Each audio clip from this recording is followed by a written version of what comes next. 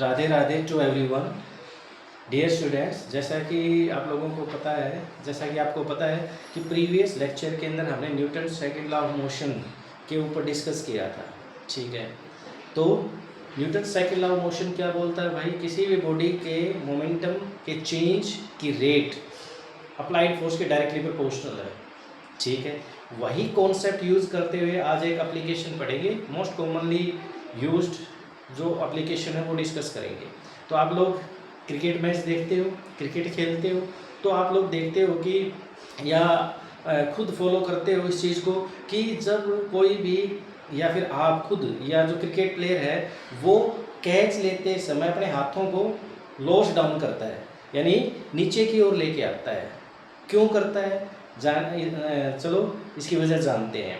तो क्या होता है कि हमें पता है बेटा, according to the Newton second law of motion, force किसके बराबर होता है? Change in momentum per unit time. तो सारा खेल इस टाइम और फोर्स का है भाई।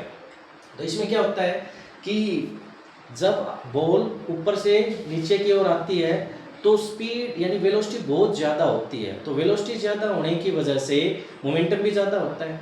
तो जब हम बॉल को कैच करेंगे तो उस समय अगर हम अपने हाथों को नीचे की ओर नहीं लेके आएंगे और उसी पोजीशन में रखेंगे तो बॉल सीधा हमारे हाथ के ऊपर जाके स्ट्रक करेगी और इसका बॉल का जो मोमेंटम है वो ऑलमोस्ट जीरो टाइम में जीरो का, यानी बहुत ही कम समय में उसका मोमेंटम रिड्यूसेस टू जीरो।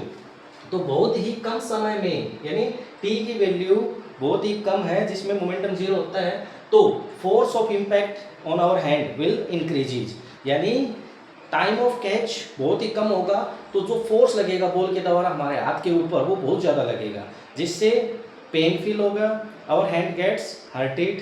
तो क्रिकेट प्लेयर क्या करता है या आप लोग क्या करते हो कि जो बॉल आ रही है उसको जब आपके हाथ के नज़दीक पहुंचती है तो वहाँ कैच करने की बजाय उसको अपने हैंड को नीचे की ओर लेके आते हो, जिससे वहाँ पर कैच होता है।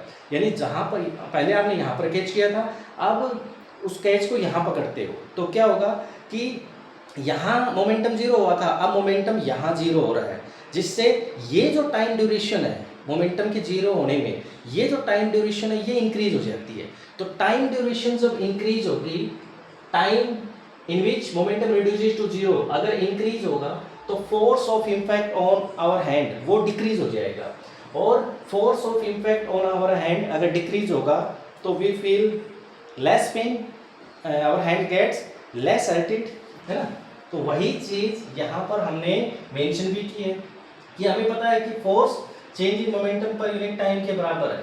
तो क्रिकेट प्लेयर यानी ही लोअर्स हिज हैंड, अपने हाथों को नीचे की ओर करता है, so that time duration in which momentum will decrease to zero, जिससे कि वो टाइम ड्यूरेशन है जिसमें मोमेंटम डिक्रीज होता है, मोमेंटम रिड्यूसेस टू जीरो होता है, वो बढ़ जाती है, विल इंक्रीजेज इज इंक्रीजेज, ये टाइम ड्यूरेशन बढ़ जाएगी।